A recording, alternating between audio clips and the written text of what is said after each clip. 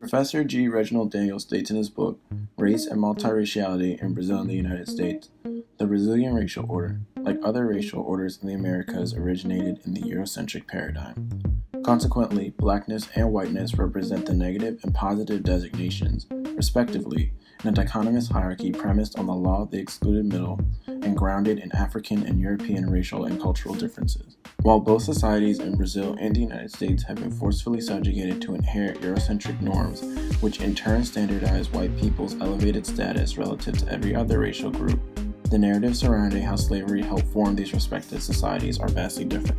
In Brazil, while slavery was not fully abolished until 1888, their lack of legal segregation and major civil rights movements for racial equality led to a false appearance of a racial democracy existing within the state.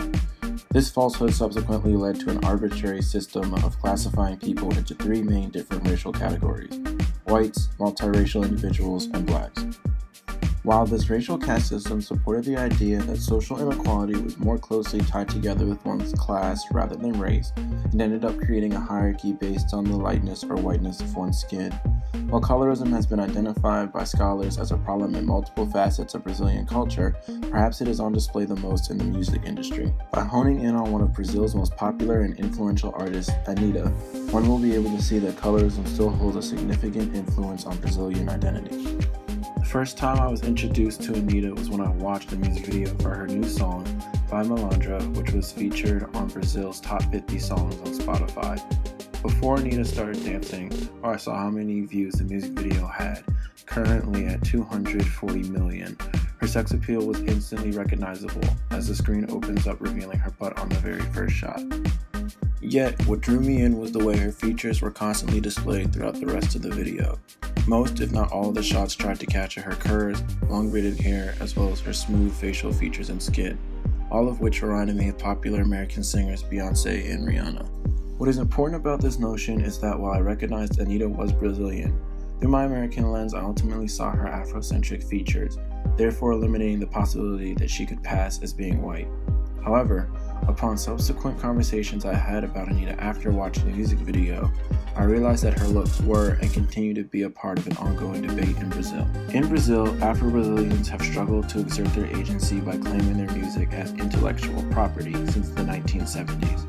This ongoing struggle for Afro-Brazilian musicians to not only sell their music, but claim their art as part of their brand was made clear when Anitta first came onto the scene in 2013. While Anitta started to gain a lot of popularity around 2013 by pushing the favela sound into mainstream music, she soon became the center of a debate about skin color and cultural appropriation. Both anti-discrimination campaigns and social commentators in Brazil believed that Anitta had to sacrifice her blackness to gain traction and marketability in the predominantly white middle-class consumer market. This critique gained traction when pictures surfaced before and after Anitta had signed a contract with Warner Music Brazil.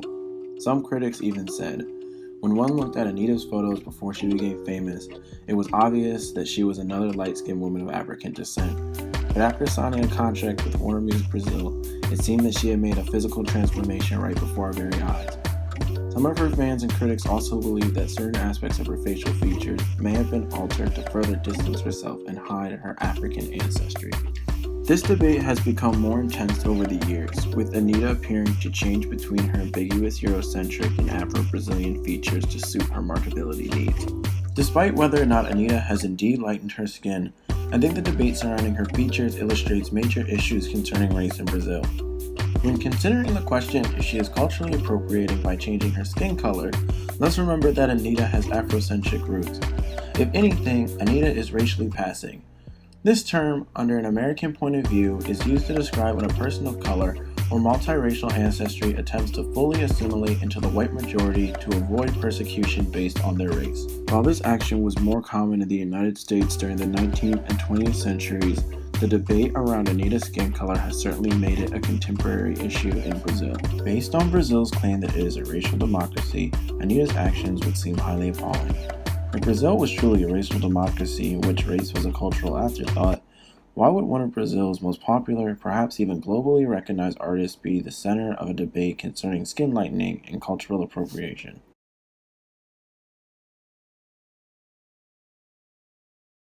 E ela acredita o quê? Só tocar o... Você acredita? Olha lá, toda animadinha, olha lá. Brincando mesmo, tá louco.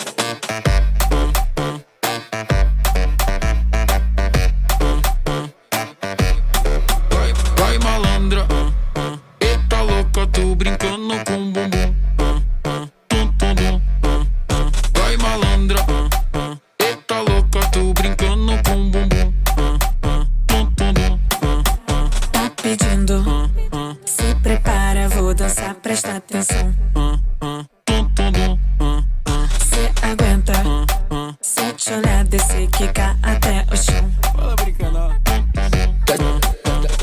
Desce, rebola gostoso, empina me olhando, eu te pego de jeito. Se eu começar embrasando contigo é taca, taca, taca, taca. Isso rebola gostoso, empino te olhando, te pego de jeito. Se começar embrasando contigo é...